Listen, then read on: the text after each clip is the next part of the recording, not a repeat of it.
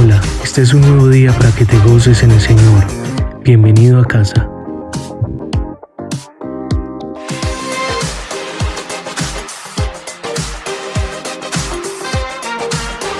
En el nombre del Padre, del Hijo y del Espíritu Santo, la grandeza del servicio, parte 2. Jesús a través del Espíritu Santo es el que nos hace el llamado al ministerio. El ministerio es una asignación dada por Dios a los que con un corazón dispuesto a obedecer hemos creído en sus propósitos y en su llamado. Eso es el ministerio, recibir ese llamado de parte de Dios que nos hace a nosotros. Pero qué importante es también nosotros como pastores, o el que tiene el llamado al servicio en cualquier área es de lo espiritual, que pueda hacer caso y atender a ese llamado con un corazón dispuesto a hacerlo en la voluntad de Dios, y con esa pasión y con ese amor y con esa entrega que requiere la obra de Dios, ¿cierto? Qué bueno que nosotros podamos tener disposición.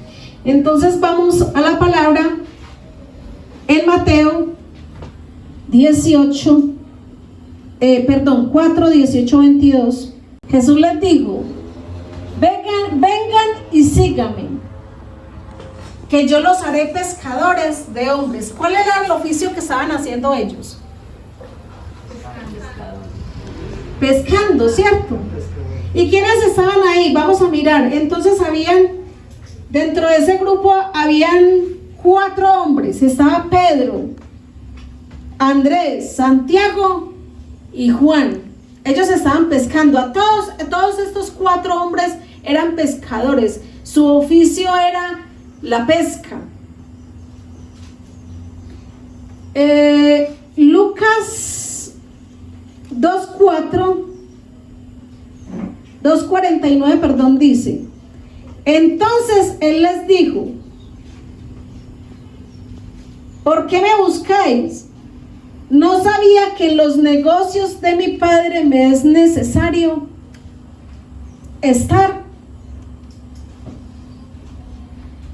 El llamado al ministerio, miren lo que dice Jesús: en los negocios de mi Padre me es necesario estar.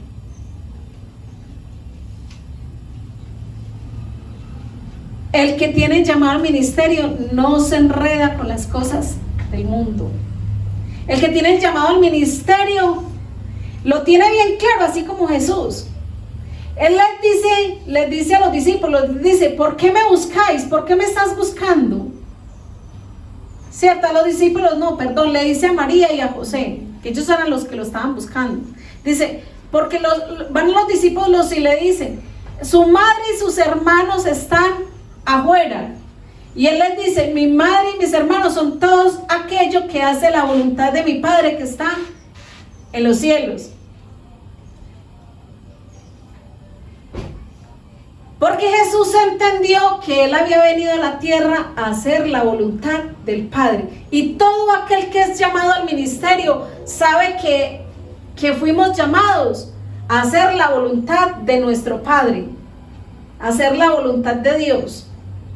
¿Y cuál es la voluntad de Dios? Que ganemos las almas. Mira que Jesús les dice: ahora los haré pescadores de hombres, ¿cierto? De almas. Los haré pescadores de almas.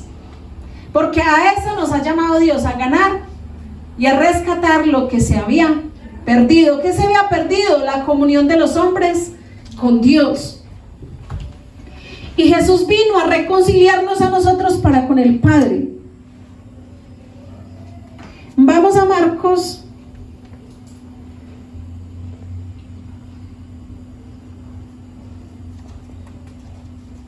Marcos 6.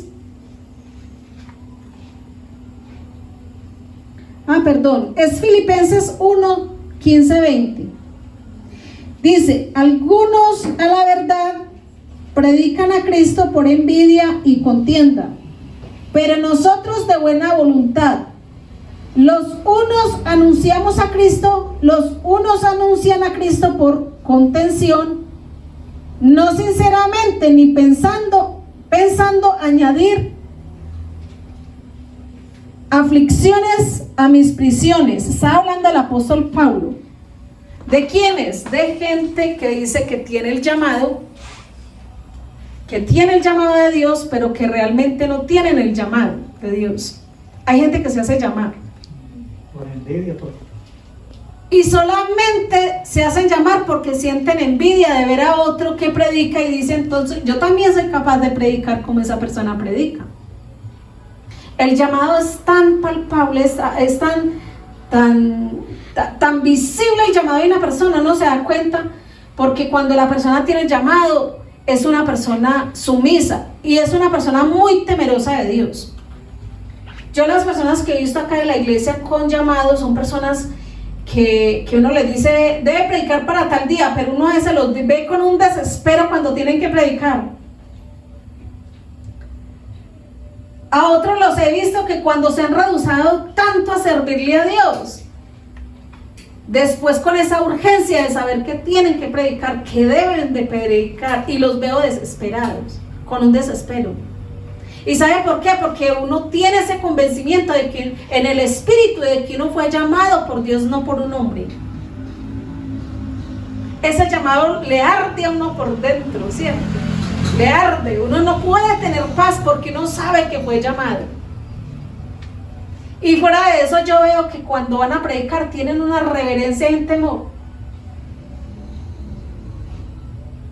A mí alguien de acá en la iglesia la vez pasada me decía, pastora, yo necesito que usted esté abajo allá conmigo. ¿Cómo será el temor tan reverente de esta personita maravillosa de Dios? Que me dijo, yo necesito que usted esté abajo cuando yo esté predicando, porque yo no quiero que si yo me equivoco en algo, usted no esté para que usted me corrija. Yo necesito que usted esté sana, que usted esté muy bien para que esté abajo conmigo y me pueda estar haciendo ese acompañamiento. ¿Cómo es el de reconocido cuando alguien tiene un llamado de Dios? Porque tiene ese temor. Con otra personita también de la iglesia que también predica acá, también me ha pasado lo mismo. Es ese temor de Dios y se pone a esa persona ha llegado a tener las manos llenas de sudor, del frío, temblorosa. Con otra persona que tiene el llamado y que ya puede comenzar a predicar también, le digo, póngase pilas para que comience a predicar, y esa persona le da un pánico horrible de saber que se va a parar en el púlpito a predicar, porque es reconocidísima la persona que tiene el llamado de Dios. Uno no se lanza acá por lanzarse, uno siente un temor impresionante, pero vence el temor porque es más fuerte la pasión y el amor que Dios le ha dado para el servicio. En cambio, la persona que no tiene el llamado de Dios, mire lo que dice: predican, ¿por qué? Por envidia, por contención. Cuando dice por contención es porque es una persona contendiera, o sea, es una persona con problemas de rivalidades, se cree superior a los demás y entonces comienza a predicar por envidia también. Impresionante, ¿cierto? Hay personas que predican por envidia, lo dice la palabra de Dios. Mire ese versículo tan poderoso, ¿cierto? El que tiene el llamado de Dios es tan conocido porque nosotros predicamos la palabra de Dios, pase lo que pase y venga lo que venga, y de ahí no nos quitamos, nunca nos apartamos del Señor. Vamos a Filipenses, Mateo 10, Mateo 10, ay Dios mío, es que tengo los 12. Después de los 12 y comenzó a enviarlos de dos en dos y les dio autoridad sobre los espíritus inmundos y les mandó que no llevasen nada para el camino, sino solamente el bordón. Les dijo: ni alforja, ni pan, ni dinero en el cinto, sino que calcen sandalias y no vistan segunda túnica. Y les dijo: donde quiera que entréis en una casa, posad en ella, hasta que salgáis de aquel lugar. Y si en aquel lugar no recibieren ni oyeren, salid de allí, sacudid el polvo que está debajo de vuestros pies para testimonio de ellos. Mire la orden que nos da Jesús tan poderosa cuando nos envió. Dice, a toda la iglesia nos dio la gran comisión, ¿cierto?, de predicar. Pero mire las instrucciones que dio a quien los mandó predicar. Vayan, no lleven segundo vestido, no lleven dinero en el cinto. O sea, ellos demás que pienso que en el dinero lo camuflan ahí para que cuando fueran por aldeas no los atracaran, ¿cierto?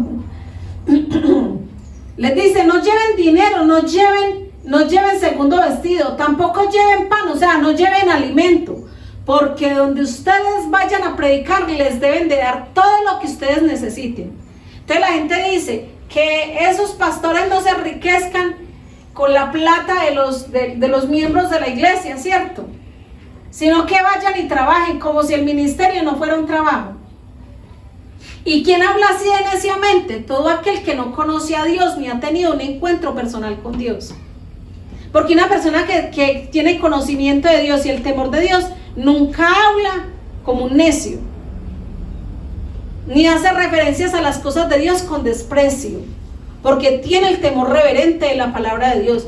Y no conoce las escrituras, porque mire que Jesús dijo, no lleven pan, ¿cierto? No lleven dinero, no lleven segundo vestido, porque les deben de dar, miren, les deben de dar dinero, les deben de dar comida y les deben de dar ¿qué?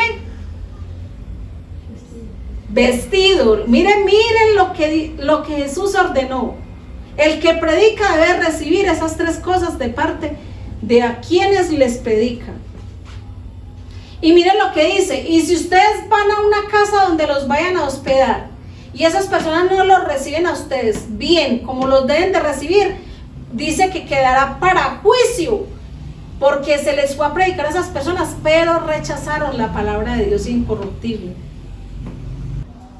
Cuando los pastores está confirmado en el país, porque por eso fue que quitaron eso de la reforma, resulta que cuando el gobierno, que hay desastres naturales y todo, cuando el gobierno no va a esos lugares, la iglesia cristiana sí vamos. Nosotros la iglesia cristiana somos los que vamos a esos lugares donde nadie va. Cuando la gente se está suicidando y se vuelve como una epidemia en una ciudad como Manizales, ¿quiénes hemos estado para auxiliar a las personas que se van a suicidar? Nosotros los pastores. ¿Cuánto nos pagan por ese trabajo? 0 pesos, nadie nos paga nada. El pastor no trabaja. Y el pastor no pago, como en el caso mío, no pago el celular, porque pronto alguien se va a suicidar a la madrugada y a esa hora me levanto y voy hasta donde la persona que tenga ese problema, ayudarle y auxiliarle. Y los pastores no trabajan. Uno es con el celular, secando el arroz, haciendo las cosas de la casa, y con el celular acá pegado, con el cuello acá, y después se resulta acá con el cuello acá torcido, porque está haciendo oficio y por ahí derecho acá dándole la consejería a la persona, pendiente de fulano que no ha vuelto a la iglesia, pendiente de perencejo que tiene tal problema. Y así somos nosotros haciendo las cosas, porque no tenemos tampoco empleados que nos hagan las cosas a nosotros. La gente piensa que es que no tiene empleado, que todo se lo hacen, que la ropa se la planchan, que todo se lo entregan listo. Entonces dicen, los pastores no hacen nada, se la pasan sin hacer nada. La persona que dice que los pastores no hacen nada son las personas que son inútiles, que no sirven ni siquiera para la vida de ellos mismos, porque no se edifican ni siquiera ellos mismos, mucho menos le van a ayudar a otra persona. Ni hacen ni ¿cierto? dejan hacer. Ni hacen ni dejan hacer, porque son personas que son infructíferas. Y están llenas las iglesias de eso, porque nos dimos cuenta cantidades de gente que decía ser cristiana, que decía que sí, estoy de acuerdo, soy cristiana y voy a tal iglesia, pero que paguen los impuestos, y uno se queda aterrado. Uno dice, Dios mío, ¿qué es esta apostasía tan tremenda? Yo nunca en mi vida había visto una cosa de esas. O sea, la misma iglesia atacando a la iglesia. Los ataques de afuera, eso siempre ha existido. Siempre ha existido, pero de adentro, ¿cierto? Eso sí nos sorprende.